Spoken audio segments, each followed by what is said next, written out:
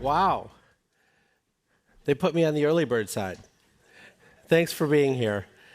Good morning, and thanks for having me speak as part of day 2 of the SAFE Summit 2024.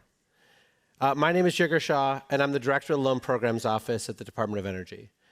At LPO, our mission is to provide debt financing to large-scale, high-impact, clean energy and supply chain projects that help energy technologies deploy at scale and advance America's economic future. Confronting the challenges around building a domestic critical material supply chain is what brings all of you here today.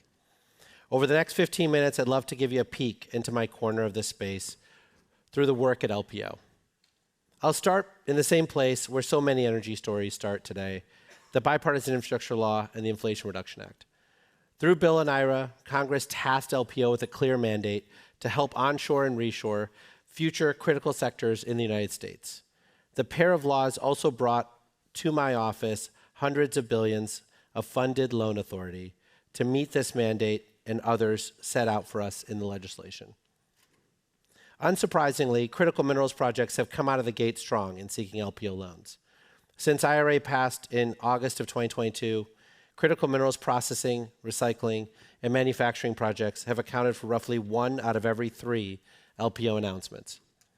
These conditional commitments and closed loan announcements run the gamut from hundreds of millions of dollars for projects from startups like Redwood Materials in Nevada, Sierra Resources in Louisiana, and Li-Cycle in New York State, to multi-billion-dollar loans for manufacturing of batteries sponsored by well-established corporates, such as the $2.5 billion direct loan to Ultium Cells, a joint venture between General Motors and LG, as well as our most recent conditional commitment announcement of up to $9.2 billion to Blue Oval SK, a JV between Ford and Korean EV titan SK On.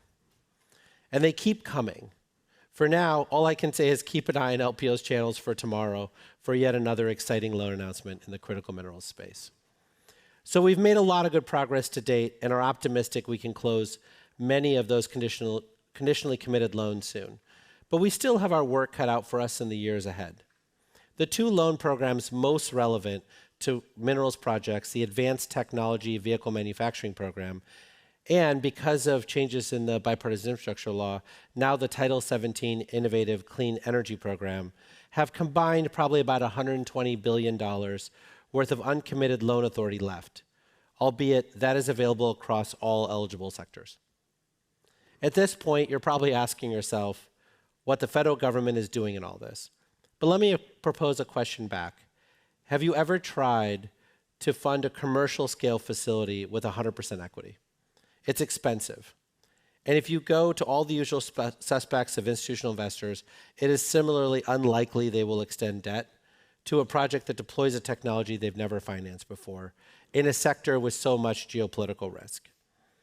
And so, since it was first envisioned in the Energy Act of 2005, LPO has been tasked by Congress with solving this billion-dollar chicken and egg problem across emerging decarbonization technologies. That isn't to say that we pick winners and losers. Whether a company or specific technology, they really pick themselves through their competence in surviving a 1-year process of financial, technical, and legal review and diligence. And unlike a bank, we can do this successfully because we have the expertise to prove these technologies fundamentally work through thousands of scientists and experts and engineers at the DOE and the National Lab Platform. And so diligence is something we've long been adept at. And as I said before, large-scale, high-impact, clean energy supply chain projects are our bread and butter. LPO has been building muscle memory, diligencing these kinds of projects since the early 2010s, when we funded some of the first utility-scale solar and wind projects in the US, as well as the first EV manufacturing facilities with Tesla and Nissan. But it's not just muscle memory, especially as we've moved to working in geopolitically significant industries like critical minerals. We've taken a look at our diligence process, scrutinized them, and brought them to where they need to be to meet today's moment. Because we can't just throw up our hands at any foreign involvement. In addition to other risks we assess, we have to take seriously our responsibility to protect federal investments from foreign risks and influence But our mission is also at risk if we don't engage our international partners for three primary reasons. First, foreign direct investment in the United States is critical to the generational opportunity to rebuild our manufacturing base. Second, as a result of decades of manufacturing policy, certain clean energy construction manufacturing capabilities do not exist in the United States workforce. And last but not least, our statute, which welcomes structures involving foreign ownership so long as they are projects on U.S. soil. So what we do instead is adopt a whole-of-government approach commensurate to manage the risk of involved foreign entity poses. Not unlike a bank, just with a very deep bench of federal intelligence and expertise. First, we are clear that our borrower from the beginning must, before any disbursement of funds, they must meet certain conditions to mitigate risks we identify and across the life of the loan in order to protect taxpayer dollars. These mitigants can include diluting ownership by foreign entities of risk, development and implementation of a robust plan to protect IP, and to shift the sourcing materials from US and ally countries. Second, we consult State Department and the U.S. International Development Finance Corporation on country supply chain risks for critical materials as part of standard diligence. DOE's Office of International Affairs further coordinates due diligence reviews and risk mitigation to ensure national security, economic competitiveness, and technology leadership are incorporated into loan activities. And finally, through our portfolio management division, we closely monitor this project to ensure alignment with U.S. national security and economic competitiveness objectives. Our process is a prime example, managed risk versus long-term dependence on countries that may not have our best interest at heart. And I'll let you in on a little secret. In addition to improving the country, getting through our diligence will make projects far more likely to succeed. Our losses are roughly 3.1% across the entire portfolio, which is a very reasonable number compared to the risks that we're being asked to take. So as an aggregate, we've been extraordinarily good at making companies more disciplined.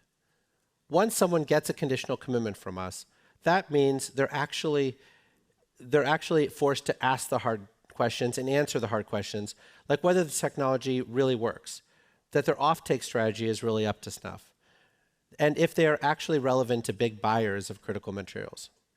Once someone has a conditional commitment, they have separated themselves from the rest of the field by being able to answer all of those questions in a tight fashion.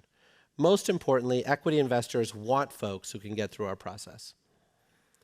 So if you're out there thinking about a project in this space, I hope I've convinced you in my short time today that LPO stands ready to be a resource for you. And if you're looking at investing in these kinds of projects, maybe giving you a hint on where to look. Or on the off chance that you're about to go legislate that at a very least, LPO is a key tool for America's global competitiveness, security, and prosperity. I'll leave you with this figure. Since October of 2021, LPO has advanced 10 projects representing more than $16.5 billion in conditional commitments or closed loans. For perspective, LPO has closed just 5 ATVM loans totaling $7.8 billion in its entire history before that. That alone underscores my belief that this is the precipice of the largest wealth creation opportunity of our lifetimes. As the critical mineral sector blossoms with new battery chemistries, new companies, new applications, the opportunities certainly aren't shrinking. Luckily, Congress planned for this in the Inflation Reduction Act, and we are working on guidance that expands eligibility for the ATVM program beyond light-duty vehicles given to us in the Bipartisan Infrastructure Law. Where IRA falls short, however, is allocating funds to administrate the ATVM program in a way that keeps up with expected activity through the next decade. With $22.71 billion in loans requested and growing, LPO expects to exhaust ATVM base funding prior to the expiration of the funded authority that makes an expanded ATVM program possible. After these remarks, I'll be making my way to the Hill to ask the House Appropriations Committee to accept our FY 2025 request, which allows us to continue outreach and origination activities to meet the growing interest of the private sector. With $7.1 billion in ATVM loans projected for fiscal year 24 and $11.7 billion for fiscal year 25, the need is real. And so, if you're an entrepreneur thinking about using ATVM in the next decade, feel free to call your representative and let them know that Jigar sent you.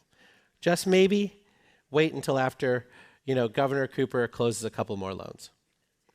In all seriousness, thank you so much to the SAFE team for having me open day 2 of your summit, and to all of you for being here. I hope to see many of you in LPO's inbox with big ideas in the years to come. Thanks, everybody.